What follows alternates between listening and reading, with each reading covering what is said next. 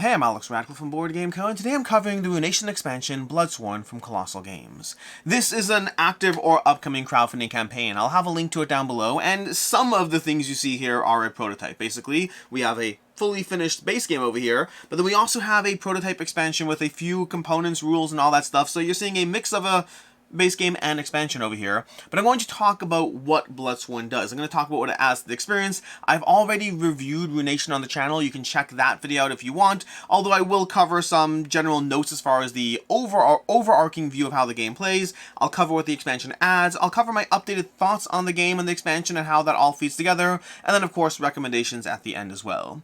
To that end, what Ruination is, before we get into the expansion at all, I'm going to try to keep this 60-second-ish overview of what Ruination is.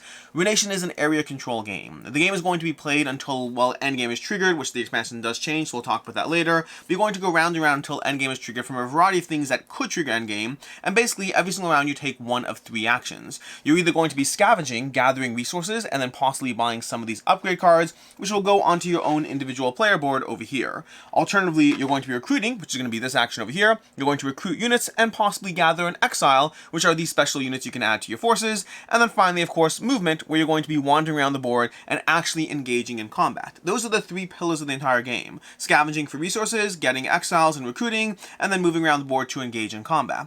Each of those cards, though, has its own extra ability on it, so for whoever takes this action right now, they're going to get extra ability compared to whoever takes this action. Even though they're both recruit actions, you're going to have different abilities and different tracks that they're going to mess with on these two tracks over here that you're going to be moving up throughout the course of the game, and of course we have the victory points down below as well. Three core actions, that's all it is. The exiles are going to give you either both one-time benefits when you recruit them, but also give you ongoing benefits in terms of your stats and dice roll during combat. These cards over here, these advantage cards, they're going to go onto your player board where they can be activated, and they're going to give you ongoing benefits, again, as well as some ongoing benefits during battle, as well as ongoing benefits, and the tier 3 ones will give you extra ways to score points at the end of the game. And then combat itself, which is going to be a big part of the game, as you march around the board, as you move from region to region, engaging in combat with either the natives themselves or alternatively with enemy units. That's going to result in you getting points equal to the number of units you fought with when you start a combat as the aggressor. If you win a combat as a defender, you don't get the same points. This game really incentivizes that forward rush as the attacker to charge into region after region after region, where you'll use this battle track to resolve combat. This battle track over here is going to have you measuring the strength of your units as well as your actual kills that you're going to get weighing out. Effectively, winning a battle is not the same as killing extra units, so yes, sure, you might win, but your opponents will retreat unless you've also gotten additional kills, although winning gives you a guaranteed kill locked in. That's kind of the main idea. There's a whole battle sequence as far as how you roll dice over here, spending dice back and forth to be able to take different benefits, but that's the general overview. You are moving, you are scavenging, you are recruiting, you're doing all those things to gather, exiles as well as advantage cards. You're doing all of that to ultimately focus around these battles, as well as control of bastions. You're going to have a lot of bastions in the game that start in the game and get added to the game, and those are going to be scored at the end of the game as you go through an end game progression. So lots of things to be mindful of on this game.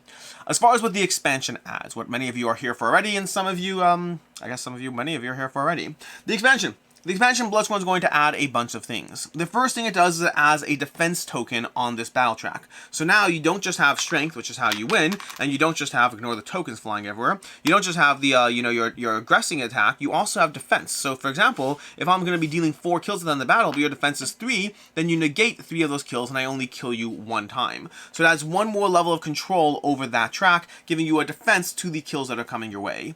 It also adds Horde cards. This is a much bigger change over here. Horde cards, you're going to start the game with one of these. These are asymmetric faction cards for each faction in the game, and they're completely asymmetric, giving you different abilities. You start with them.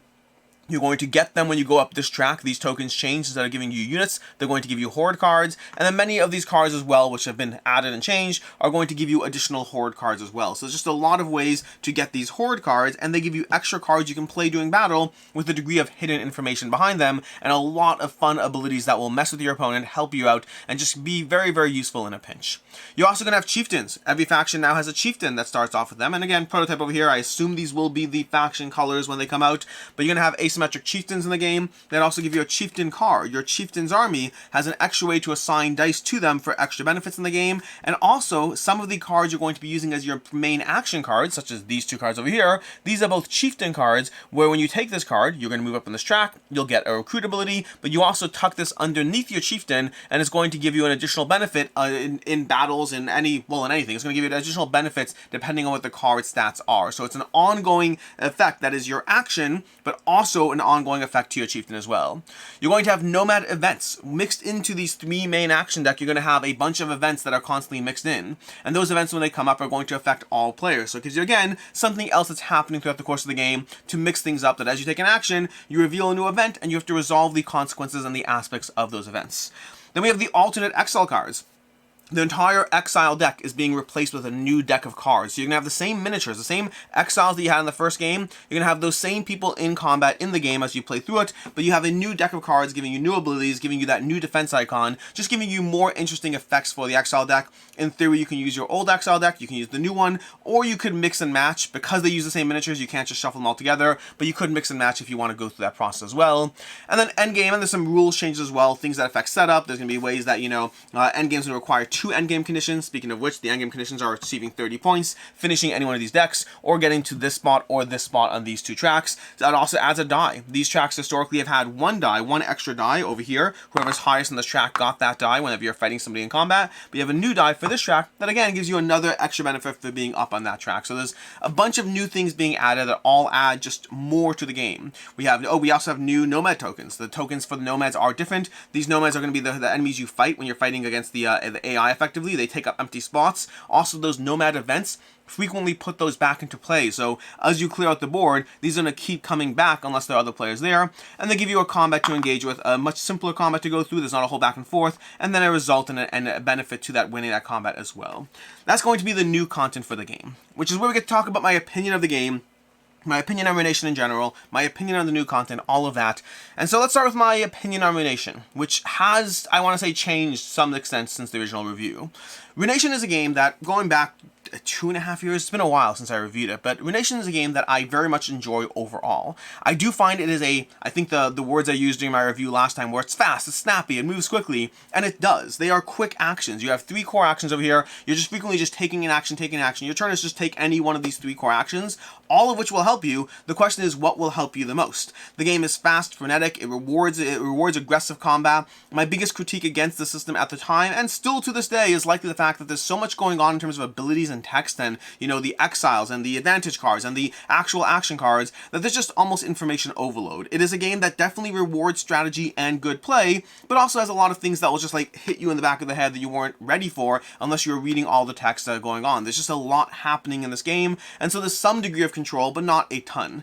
My other complaint at the time, which again still stands true today, is when you're playing this game, if you're playing this as a 2-player game, you're involved the entire time. When you're having combats resolve at a 3-4 player counts, when you're watching other combats resolve, the game does slow a bit. Combat is a back and forth process of, I'll use this die, I'll use that, I'll reroll these. Combat itself, while the rest of the game is fast and snappy, combat between other players kind of removes the players who are not in combat a bit from the experience. I think those are my biggest complaints at the time, and those hold true today.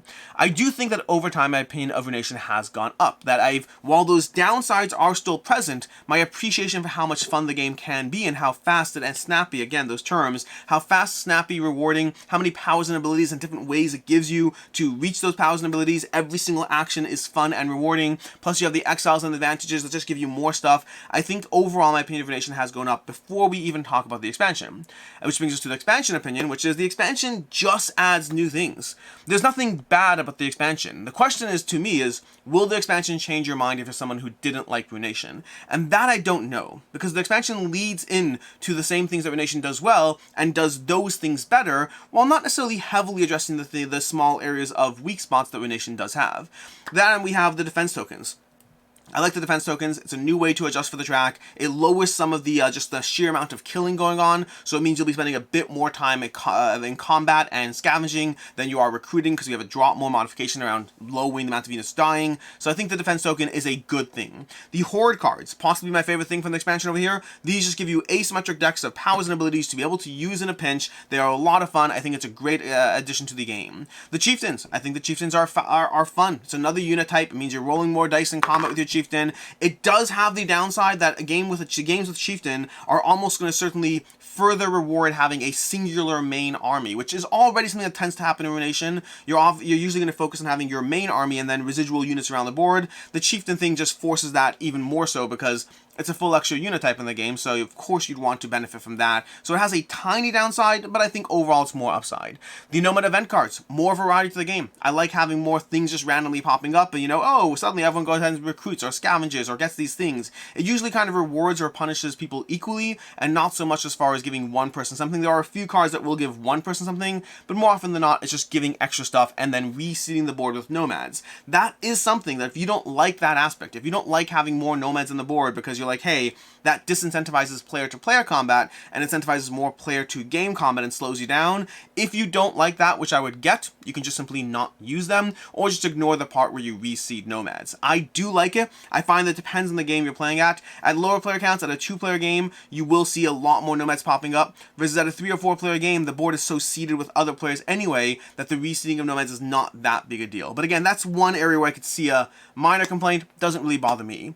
The alternate exile decks, I think they're essential. If you're playing with the new rules, these better exile decks just give you, they bring you up to speed on the new stuff. Again, you could still use the old exiles. I don't know if I'd bother. I think the variety that the exiles give you, you only generally see, 5 to 6 exiles per game anyway, so I think the variety sake of them, I'm fine with the new decks, and I like the additional, tokens and images and all that stuff. There's the additional more stuff going on in the game. And then past that, the small rules adjustments, those are just, they're fine, no real complaints. But I think for me, for the most part, the expansion is just more good stuff. It gives you more stuff in a good game in terms of leaning into what Ruination does well and giving you just more of it. More horde cards, more chieftains, more abilities, more things as far as what you're getting done in the game without drastically changing anything for the worse. Again, that one thing I could see being critical of would be reseeding nomads on the board and how it could slow things down. I think to some extent it balances around. The recruit is slightly less powerful or less desired, with the shield being more of a saver of your units, but that means more movement, and so it balances out around that. But overall, I like that. I do like the chieftain cards, the chieftain event cards that tuck under your chieftain. Those are very fun to add into the game, so it's really just more stuff on top of an already good game. But again, it leans into the things you already liked, which means I guess let's move into final thoughts here. My overall thoughts on the Ruination Bloodsworn expansion is that if you like what Ruination is doing, this is more good stuff, and you should definitely get this one. Well, definitely is a relative term. Things cost money, but you should consider getting it. It may well add to your experience. If you're someone who did not like Ruination, I don't think Bloodsworn is changing your mind. Versus if you're someone who's a little bit in the middle, if you enjoyed Ruination, but you're not sure exactly where you enjoyed it, that's where the Bloodsworn might be the expansion that pushes you over the edge on Ruination. For me, Ruination has always been a game that I enjoyed. I find that when I've been diving back into this with the expansion, and I've been enjoying it more. I've gotten several plays of the game again, and I'm definitely enjoying it more than I was before, which I guess brings us to ratings wise. I think my original review for Ruination was back when I wasn't actually assigning numbers to my ratings on games. I was just telling you how I feel without giving you a numeric rating. At the time, I think Ruination would have been a 3.5 out of 5 for me. I definitely enjoyed it. I did find that it slowed down a bit depending on the player count, depending on being pulled out of combat, and just tons of abilities going on in a way that's both good, but also a little bit bad at the same time. I think over time, this game has definitely improved for me. I think knowing the cards, knowing the system has even further added to the game, knowing that I like this game best at 3, it's good at 2, I'd say it's 3, then 4, then 2 as far as my preferred player count, but I do like this one, and the expansion also just adds more to that. For me, Ruination and the expansion is going to be a 4 out of 5 for me. I enjoy this one a lot. I think there's some small complaints, but ultimately, if you're looking for an area control game that plays well at a variety of player counts, plays in around an hour to an hour and a half, and gives you a fast, snappy experience with mostly pros and a few small downsides, that's going to be Ruination. And the expansion over here. If you're looking for other game recommendations, another game that kind of goes for the same vibe as trying to prioritize just the combat and the rushing to each other's heads as opposed to any framework around it, Yucatan is going to be trying to go for a similar vibe, and does so, I'd say, similarly well. Very, very different experiences, but same kind of net feel. And then if you're looking for a game that gives you that fast, snappy experience, but with a lot more control and one of the best in the business, Blood Rage is going to be a fantastic area control that still holds up. It has gone down for me over time as I've played it more and more and more, but it is still a fantastic game that I definitely recommend. In any case, until next time, I'm Alex Radcliffe from Board Game Co. I hope you found this video helpful, and as always, I hope you have a good one.